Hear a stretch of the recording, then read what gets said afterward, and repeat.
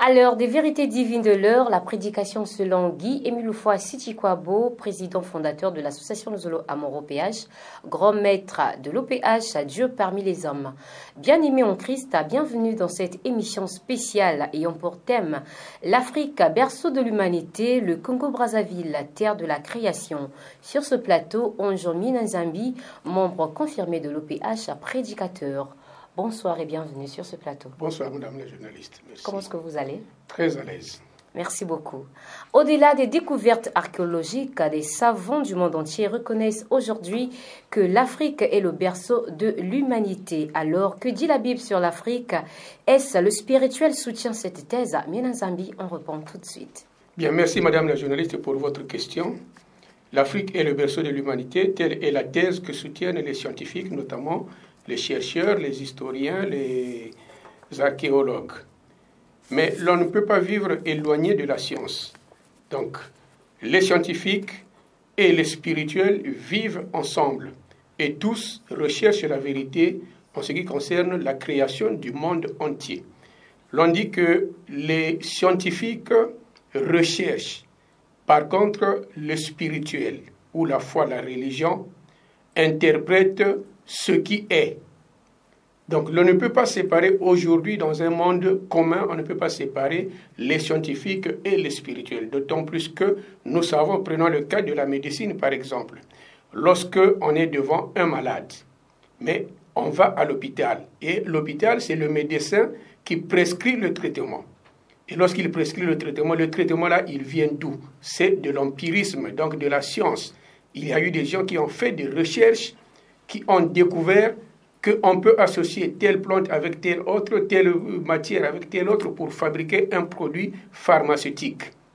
Et c'est ce qu'on administre aux malades. Mais de l'autre côté aussi, l'on peut prier si le médecin n'arrive pas à guérir, à soigner. L'on peut prier, donc le spirituel intervient dans un autre sens pour trouver des solutions qui manquent. Donc aujourd'hui, madame la journaliste, on ne peut pas séparer le spirituel du scientifique. Les deux sont là. Ce ne sont pas des rivales, mais les deux cherchent la vérité.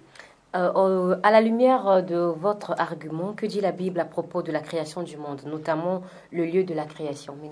Effectivement, il faut d'abord entendre, il faut d'abord comprendre que l'acte de la création est une réalité, est une vérité. Pour preuve, nous existons. Donc le monde entier a été créé par une institution suprême qui est Dieu. Ça, je pense que tout le monde doit l'accepter. Alors, en ce qui concerne le lieu de la création, effectivement, la Bible, notamment la Genèse, qui est le premier livre du Pentateuque, qui parle de la création du monde entier par Dieu. Donc la Bible qui aurait permis de situer géographiquement le lieu qu'on appelle habituellement le Jardin d'Éden, ce lieu où Dieu a créé le premier homme ou les premiers hommes. La Bible donc manque de précision en ce qui concerne la détermination du lieu de la création. Nous allons voir un texte que nous allons lire dans Genèse 2, de 8 à 14. Qu'est-ce que ce texte dit? Puis l'Éternel Dieu planta un jardin en Éden, du côté de l'Orient, et il y mit l'homme qu'il avait formé. L'Éternel Dieu fit pousser du sol des arbres de toute espèce, agréables à voir et bons à manger, et l'arbre de la vie au milieu du jardin, et l'arbre de la connaissance du bien et du mal. Un fleuve sortait d'Éden pour arroser le jardin, et de là il se divisait en 4 bras. Le nom du premier, Pishon. C'est celui qui entoure tout le pays de Havila, où se trouve l'or. L'or de ce pays est pur. On y trouve aussi le bdellium et la pierre d'onyx. Le nom du deuxième fleuve est Gihon. C'est celui qui entoure le pays de Couche. Le nom du troisième est Hiddekel. C'est celui qui coule à l'orient de la Syrie. Le quatrième fleuve, c'est l'Euphrate.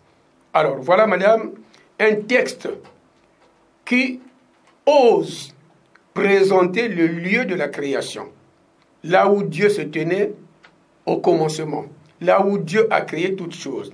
Or, l'interprétation de ce texte biblique tient à localiser le jardin d'Éden en Mésopotamie, puisque les fleuves qu'on vient de nous présenter existent dans cette partie du monde. Alors, cette thèse ne fait pas l'unanimité des chercheurs, des scientifiques et même des hommes de Dieu. Voilà pourquoi, sur le terrain, il y a cette contradiction, il y a cet amalgame entre la science et la religion. Comme je l'ai dit, la science recherche, tandis que la religion interprète. La science s'occupe des faits. Quand ils recherchent, où est-ce qu'ils ont trouvé les squelettes les plus anciens? Et à partir de là, ils interprètent, ils tirent des conclusions, des hypothèses.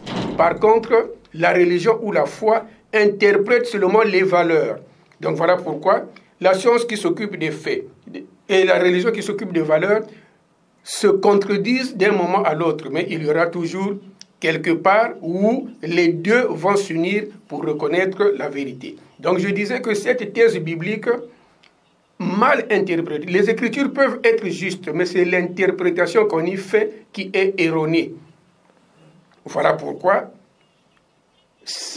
l'Afrique, berceau de l'humanité, n'est pas du tout convaincant pour soit les divers scientifiques ou pour les spirituels. Mais au moins, il y a quelque chose qui les unit. Donc, en ce qui concerne le point spirituel, il n'y a pas, mais même les scientifiques eux-mêmes.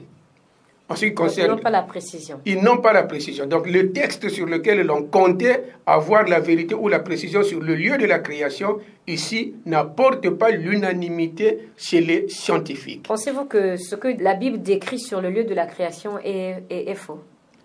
Je dis, ce n'est peut-être pas le texte qui est faux, mais l'interprétation qu'on y apporte. L'interprétation. Donc, chacun interprète ou chacun situe ces fleuves-là selon sa compréhension.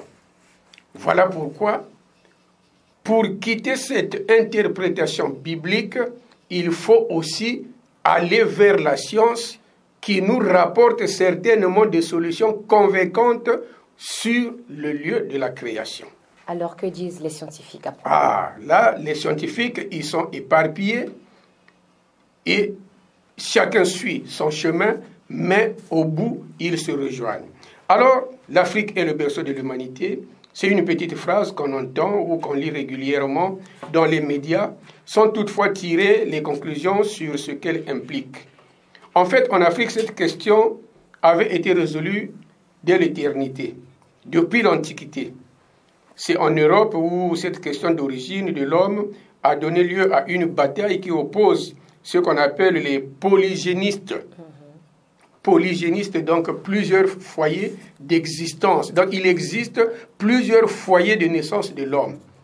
Donc ça, c'est en Europe qu'il y a eu ces deux courants. Donc les polygénistes qui pensent qu'il y a eu plusieurs foyers d'existence de l'homme, de naissance de l'homme. Et à côté de ce courant, il existe donc un autre courant qu'on appelle les monogénistes. Pour eux, il existe un seul courant ou un seul foyer de naissance. Donc Dieu a créé l'homme en un seul endroit et c'est cet homme-là où ce sont ces premiers hommes qui se sont multipliés à travers le monde qui ont émigré. Voilà les deux courants qui existent. Alors le premier courant fait penser finalement, puisque j'ai parlé de polygénistes, donc plusieurs foyers. Ça veut dire quoi? Les scientifiques, les historiens, les archéologues ont découvert plusieurs foyers. Quand ils font une découverte ici, ils se disent que c'est à cet endroit que le premier homme avait été créé. Alors ils continuent de faire des recherches, ils découvrent un autre endroit, ils se disent que c'est finalement ici. Donc le premier courant fait penser finalement à un berceau avec roulette, comme on dit. L'Afrique est le berceau de l'humanité. Puisqu'il y a plusieurs foyers, il y a plusieurs découvertes, l'on se rend compte où l'on peut penser que ce berceau-là avait des roulettes. Toutefois qu'il y avait une nouvelle découverte, le berceau glissait pour aller au nouvel endroit qui a été découvert. Voilà pourquoi il basculait de temps en temps, pouvait basculer et changer d'origine toutefois qu'une nouvelle zone d'existence humaine était découverte. Ainsi, de l'Afrique originaire, puisque déjà dès le commencement, l'on dit que le premier homme a été créé en Afrique. Donc de l'Afrique originaire, le berceau a séjourné en Asie avec la découverte des jaunes dont la tête est couverte de grands crins noirs. Là-bas, en dehors de l'Afrique, qu'on a dit l'Afrique est le berceau de l'humanité, la science a évolué. En Asie, on a découvert des hommes jaunes avec des têtes rasées, avec plutôt une chevelure qui ressemble à du crin noir. Et on dit que finalement, c'est ici le berceau de l'humanité. C'est ici que l'homme a été créé. Ça ne s'arrête pas là. Par la suite, ce berceau que j'imagine avec des roulettes va encore pousser quelque part et va découvrir des hommes blancs, barbus, cette fois-ci aux cheveux blancs. Et l'on dit que c'est finalement là le berceau de l'humanité. Donc le premier homme a été créé ici. Ce n'est pas fini. On va en Amérique, on découvre les Amérindiens, entièrement imberbes. Ils ne sont pas barbus, ils ne sont pas poilus, ils ne sont pas velus. Alors là-bas aussi, on dit, c'est ici qu'a été créé le premier homme. Donc vous voyez, il y a plusieurs foyers d'existence. Alors que, en réalité, il existe un seul endroit où Dieu a créé l'homme. Alors, donc ça, c'était le premier courant. Vous voyez qu'il y a eu 4 foyers. Et de ces 4 foyers, il n'y a rien qui les relie pour dire que non, les 4 là ont été façonnés en un seul endroit. Donc chacun garde sa position. Chaque découverte garde sa position. L'Afrique est un foyer de naissance. Donc l'Asie, un foyer de naissance. L'Amérique, un foyer de naissance, etc. Mais contrairement à ce courant, nous avons Buffon, donc ce sont des scientifiques, Buffon qui a existé de 1707 à 1788. Lui, il pense qu'il n'y a eu qu'un seul foyer de naissance de l'homme. Donc là, c'est le courant monogénéiste. Mais par contre, quand il dit qu'il y a eu un seul foyer, effectivement, il soutient une bonne thèse. Parce qu'il dit que, contrairement à ce courant, Buffon 1707-1788 pense qu'il n'y a eu originairement qu'une seule espèce d'homme qui, s'étant multipliée et répandue sur toute la Terre, a subi différentes déformations. Donc, sous l'influence du climat, sous l'influence du mariage et ainsi de suite, il y a eu prolifération finalement de couleurs humaines. Mais sauf là où nous trouvons qu'il s'est un peu écarté de la vérité, il attribue ce premier homme à la race blanche. Donc pour lui, le premier homme qui a été créé était de couleur blanche et c'est cet homme-là qui a donné naissance aux autres races, donc aux autres couleurs. Alors là aussi, voulant suivre la vérité, voulant atteindre la vérité, mais quelque part, il s'est égaré. Et effectivement, vous voyez ce courant qui soutient que le premier homme a été un homme blanc. C'est ce courant qui est aussi quelque part accepté par la religion. On n'attaque pas la religion, qui a été accepté par la religion et un peu par le monde mercantile. Parce que nous voyons en ce qui concerne par exemple la religion, l'on pense que l'homme noir, c'est l'image du diable. C'est l'image du diable. Donc l'interprétation de Buffon nous conduit à dire que cette littérature qui n'est autre qu'une manière de nier une vérité pourtant éternelle, je l'ai dit, dès la création, l'homme est noir, mais l'on veut le nier. Cette littérature donc contribue sur le plan religieux à considérer le noir comme étant un être diabolique. Voir le diable lui-même, il n'y a qu'à voir Saint Michel qui est en train de combattre le diable. Alors on représente Saint Michel en homme blanc et le diable, il est représenté en homme noir. Donc pour ce courant de pensée, le noir c'est le diable, c'est l'image du diable. Voilà pourquoi au type de Jésus blanc, Nous avons vu les films de Jésus, les images de Jésus. Jésus a toujours été représenté en blanc. Donc, au type de Jésus blanc et de l'archange Michel, on oppose le diable qui est représenté par un nègre, qui est le symbole de la brutalité, le symbole de la révolte, le symbole de la perversité, le symbole du mal, tout ce qui est mal qu'on attribue au diable. Et donc le noir a hérité de la couleur du diable. Voilà donc ces deux courants, comment ils sont. Alors jusqu'au 19e siècle, je peux dire, cette légende populaire qui fait représenter Dieu en blanc et le diable par le nègre continue à inspirer même les peintres. Vous voyez, la majorité des tableaux, lorsque nous voyons toujours Jésus en blanc, le diable en noir, Saint-Michel en blanc et le diable en noir. Voilà pourquoi, dans un salon de peinture à Louvre, il y avait une exposition, donc comme une foire, à Louvre. La meilleure toile et le plus beau tableau était un tableau d'un peintre qu'on appelait Henri Scheffer, fait en 1856 et qui représentait la tentation du Christ. Donc le célèbre artiste, voulant toujours obéir à ce que lui, il connaissait déjà, à la légende du Moyen-Âge, il a représenté le diable en nègre et de Jésus en blanc. Et tous les visiteurs qui étaient entrés dans ce salon, ils trouvaient que c'était le meilleur tableau. Donc le diable en noir, le Jésus en blanc, voilà la réalité, c'est ce que la Bible enseigne. Mais aussi sur le plan mercantile que j'ai dit, donc là, il faut voir la traite négrière, l'esclavage. Sur ce plan, nous avons vu comment le blanc a considéré le noir, l'esclave. Il le maltraitait comme une marchandise, il le maltraitait comme un objet, comme un animal, alors que c'est une personne que Dieu a créée. C'est une personne qui a des veines dans lesquelles circule le même sang rouge chez le noir et chez le blanc. Mais comme il fallait à tout faire, à tout prix gagner des profits, donc le blanc a maltraité le noir. Donc il rejoint à peu près cette pensée religieuse qui pense que le diable, le noir, c'est le diable, c'est la représentation du diable. Donc vous voyez ce que le noir est devenu.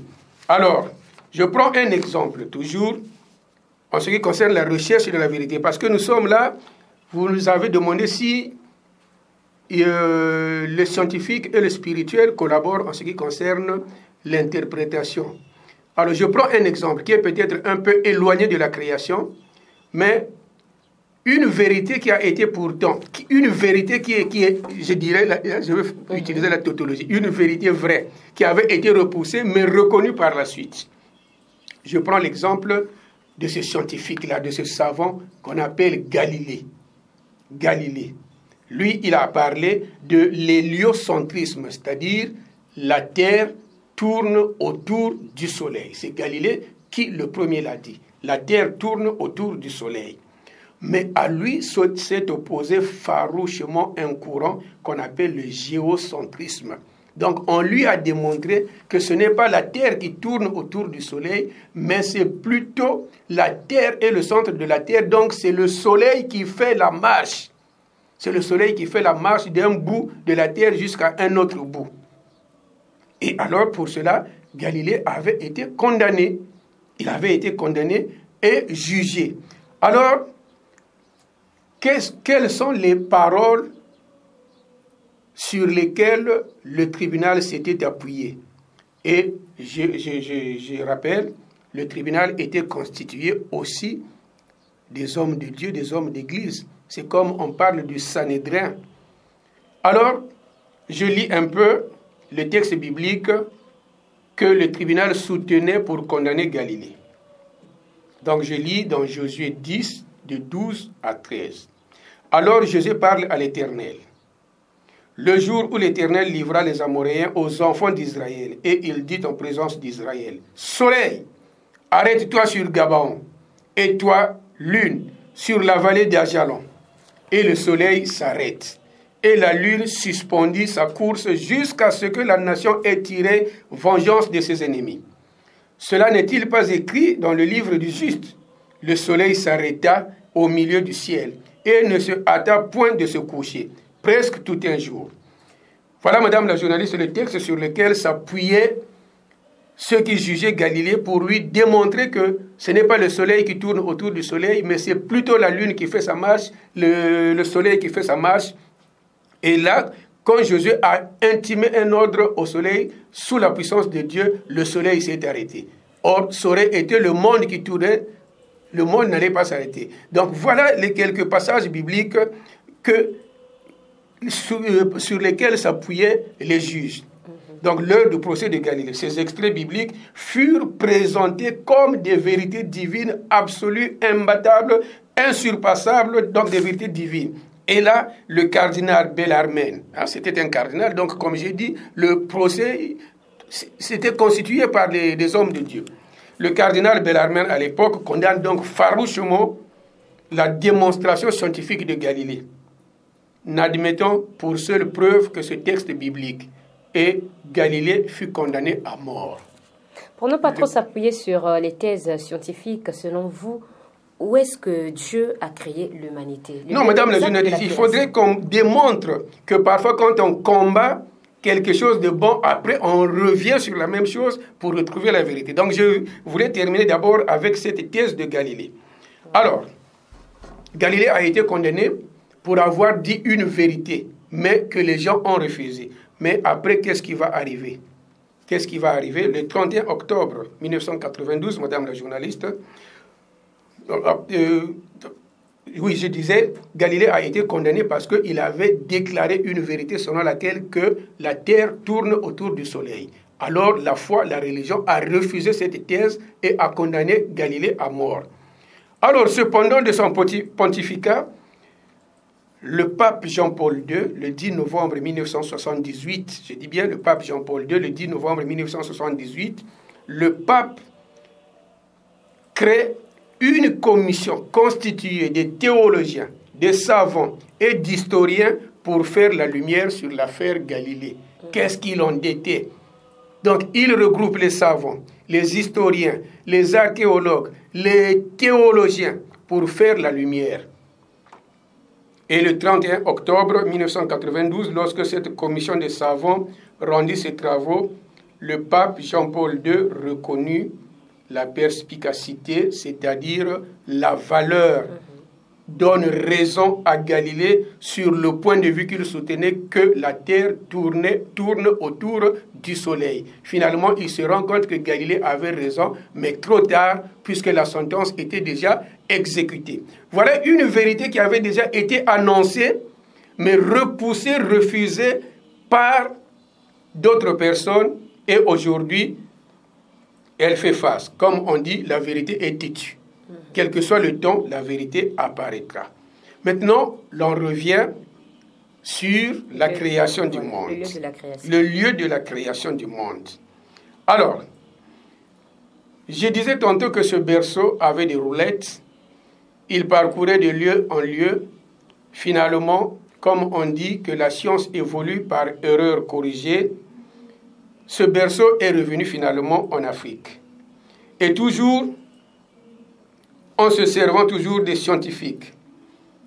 Toutes les nouvelles découvertes paléontologiques convergent désormais vers une même conclusion. Voici ce que dit le professeur Cheikh Anta Diop. Je pense que personne ne va oublier Cheikh Anta Diop, ce professeur d'université, ce grand écrivain.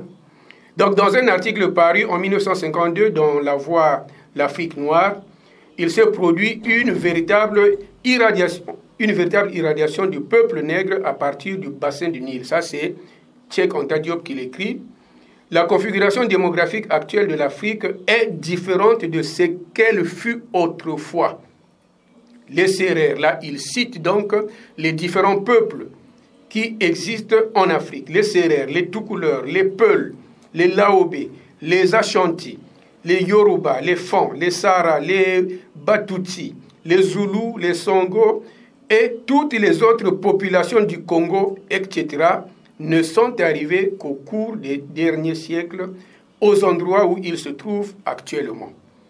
Les légendes, les langues, les coutumes, les croyances de toutes ces populations les rattachent à un seul berceau primitif commun qui est la vallée du Nil. Donc lui, il situe ce berceau de l'humanité dans la partie nord de l'Afrique, donc vers le Sénégal, l'Éthiopie et ainsi de suite. C'est en Éthiopie que fut découvert, ça au moins, une découverte qui est très populaire, Lucie. Lucie a été découvert en 1974, le fossile datant d'environ de 3,2 millions d'années. Ça, c'est Lucie. Et quand on a découvert Lucie, dans ses environs, on a dit que finalement, c'est dans la zone de l'Éthiopie, donc vers le Nil, que le premier homme a été découvert. Et cette découverte date de 1974. En 2001, il y a eu encore une autre découverte, celle de Toumaï, une découverte aussi populaire en 2001. Et ça, c'est au Tchad. Donc, c'est toujours dans la même zone, datant de 6,8 à 7,2 millions d'années. Et Toumaï est considéré comme l'une des premières espèces humaines. Donc, quand on voit le squelette de Toumaï, on voit l'homme anthropologiquement moderne. Donc, c'est l'homme moderne qui a été découvert en 2001. Et c'est dans la même zone. Alors, tous ces travaux ont permis de placer le berceau de l'humanité en Afrique, sur le territoire qui va du lac Tchad à l'Éthiopie, en passant par la religion des grands lacs africains. Cela étant, nous arrivons à récupérer finalement cette vérité éternelle que les gens repoussaient. Mais avec Cheikh Anta Diop, il y a cette réunification finalement des hypothèses. Toutes les recherches, toutes les hypothèses convergent désormais vers une même conclusion, que l'Afrique est le berceau de l'humanité. Cela étant, nous arrivons à récupérer la vérité éternelle que l'homme a été créé en Afrique. Alors, ça, au moins, les scientifiques sont déjà d'accord. L'homme a été créé en Afrique, mais il reste peut-être le lieu exact. Le lieu exact. C'est où le lieu exact? Alors, 2001, nous sommes déjà dans le 3e millénaire. 3e millénaire, lorsque Cheikh Anta Diop et les autres chercheurs disent que l'Afrique est le berceau de l'humanité. Mais il y a un grand écrivain camerounais qui s'appelait Mongo Betty. Alors celui-là, il se demandait qu'est-ce que le 3e millénaire à lui seul peut changer notre destin.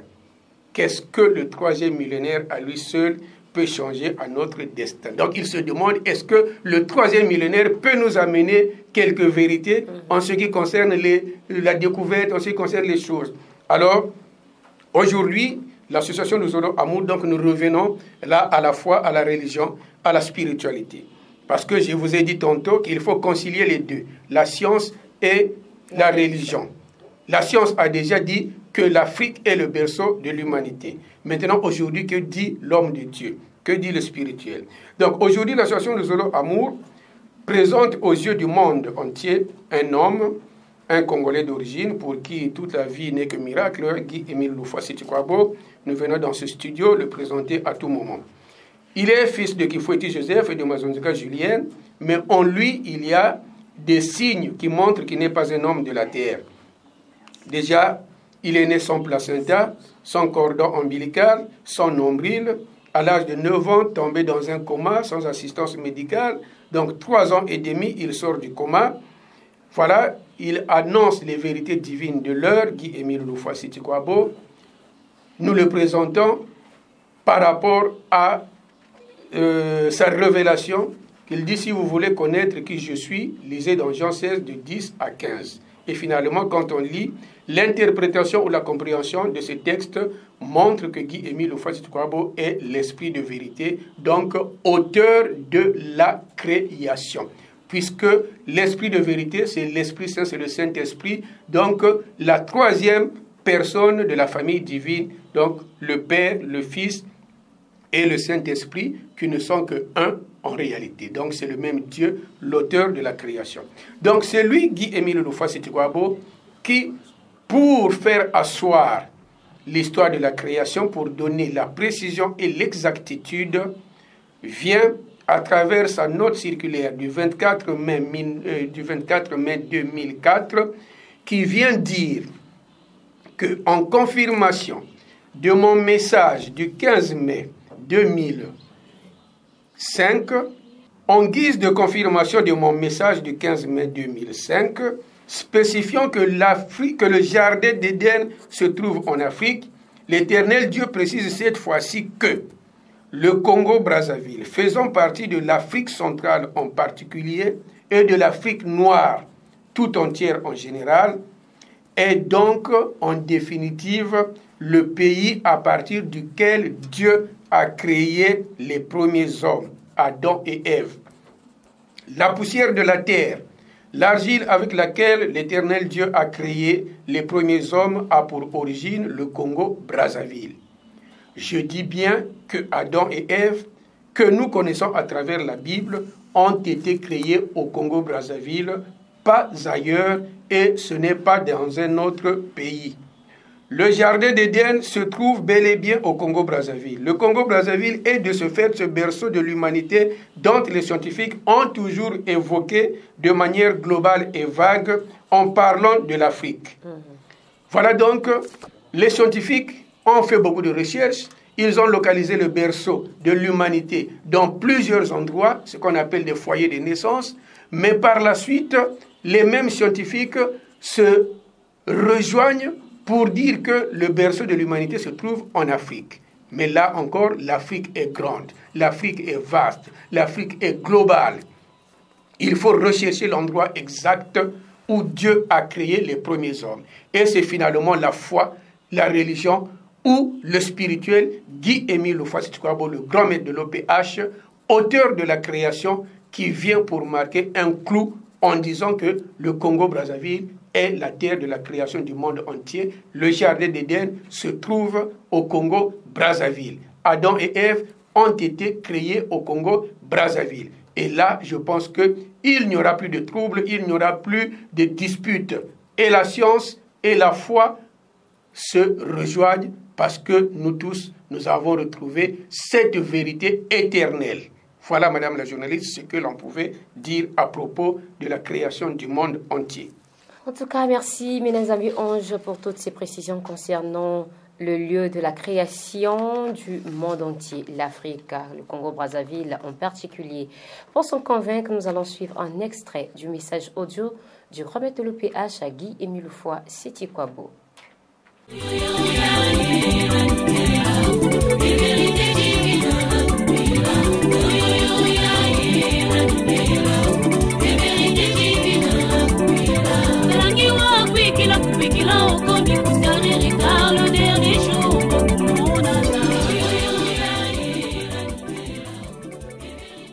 Bitu kukabwanaka na ndele na kona pesa peletu de Babel bitu kumwanganaka bayankaka kwenda na baisi antamba na makulu bakumaka na l'Amérique un peu partout. Or bitu bandaka kaka awa na Congo Brazzaville. Nous habitons à Benuti. Dieu a créé le monde entier à partir du Congo Brazzaville. Le monde entier a été créé au Congo Brazzaville. Le jardin d'Éden, qui est à Congo Brazzaville. Les premiers hommes, Adam et Ève, ont été créés à partir du Congo Brazzaville, à Congo Brazzaville. Les saintes écritures, la Bible, la Sainte Bible a été écrite au Congo Brazzaville. Babi Magno surtout les jardins de ceci, de cela, Dieu créa tout cela. Dieu créa tout cela à partir du Congo Brazzaville. Parce que dans la Bible on dit c'est au nord de l'Angola. Au nord de l'Angola. Congo Brazzaville se trouve na côté il y a le nord d'Angola. Et bien sûr, il va pas y mingi, qui na côté il y a le nord de l'Angola. Mais Dieu créa les hommes. Dieu créa la terre et les cieux à partir du Congo Brazzaville. Le monde entier a été créé. Le monde entier a été créé na Congo Brazzaville. Que babantu ba kwenda pour divertir Benové.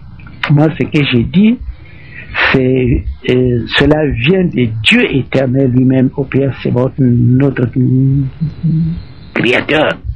Lui qui nous a créés, Nyandi mutukuzabisaka mundu ba mambo yai muku pesa benu date e kanangwa kidumbu uvandaka ndaba mu pesa disibeni yao.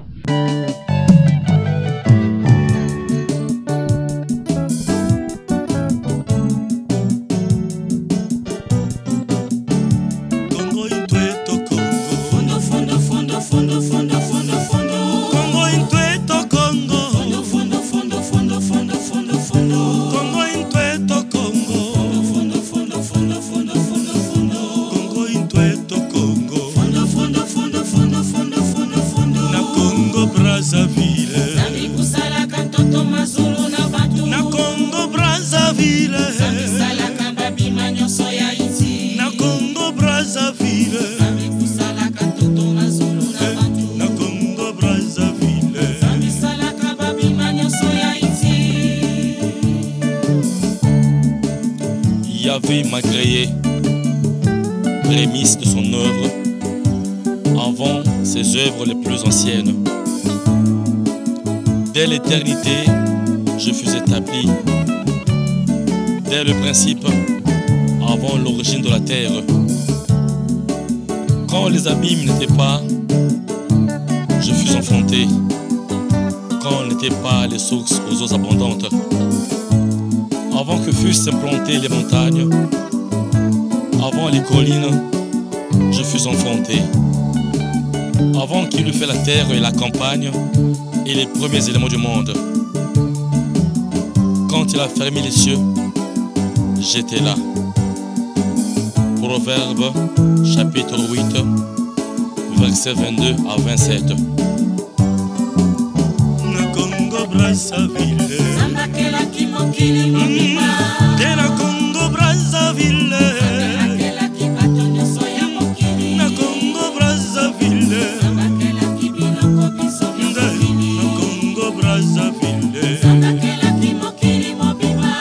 Na Congo Brazzaville. Na Congo Brazzaville. Na Congo Brazzaville.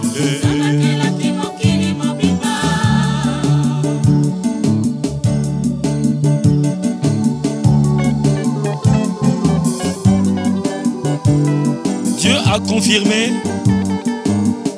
que la création du monde était au Congo-Brazzaville.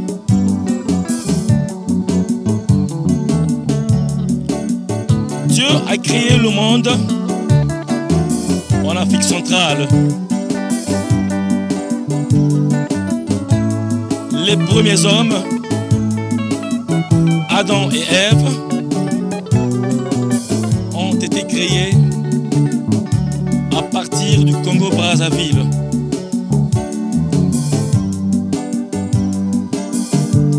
Et la Bible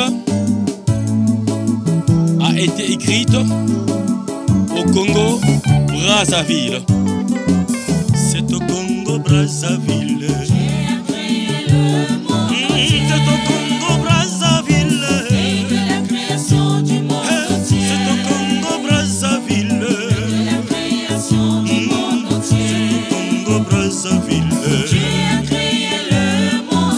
C'est au Congo-Brazzaville. C'est au Congo-Brazzaville. C'est au Congo-Brazzaville. C'est au Congo-Brazzaville. C'est au Congo-Brazzaville. C'est au Congo-Brazzaville. Na mapele ya Congo-Brazzaville. Na mapele ya Congo-Brazzaville. Na mapele ya Congo-Brazzaville. Na mapele ya Congo-Brazzaville. Na mapele ya Congo-Brazzaville. Na mapele ya Congo-Brazzaville. Na mapele ya Congo-Brazzaville.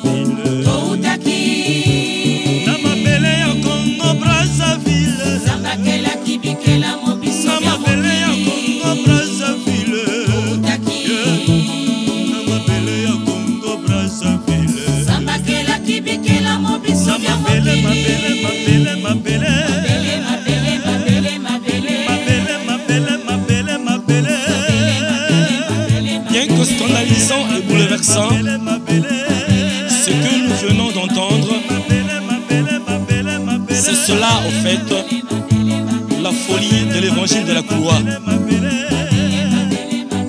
Folie pour la sagesse humaine, même puissance pour nous qui avions fait une alliance avec Dieu par la loi de sacrifice, comme il est écrit dans le psaume 50, versets 5 à 7. Nous serions donc pas comme le peuple d'Israël, à qui était donné de proclamer les oracles de Dieu, mais qui n'y est pas cru.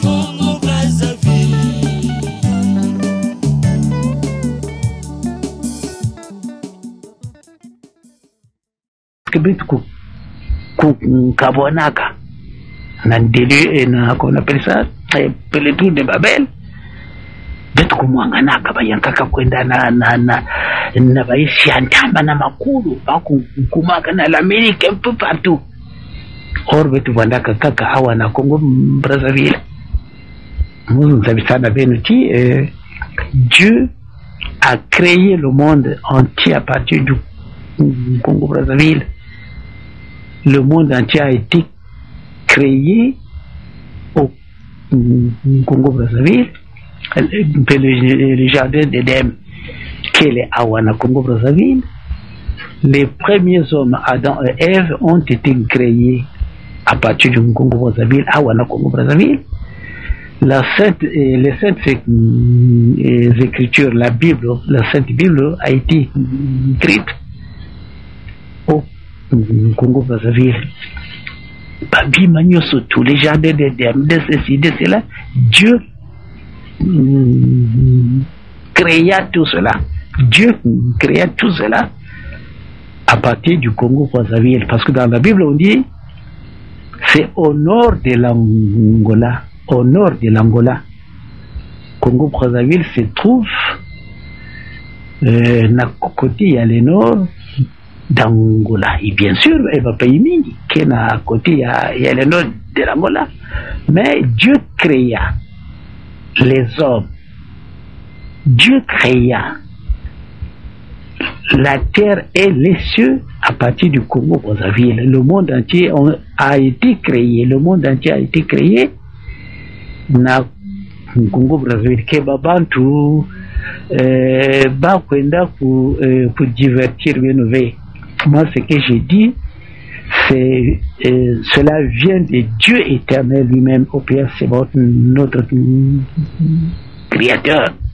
Lui qui nous a créés. Nyandi mutu kuzabisaka mundu ba mambo yayi muko pesa benu date e kanangwa kidumbu uvandaka ndaba mu pesa disha benu yao.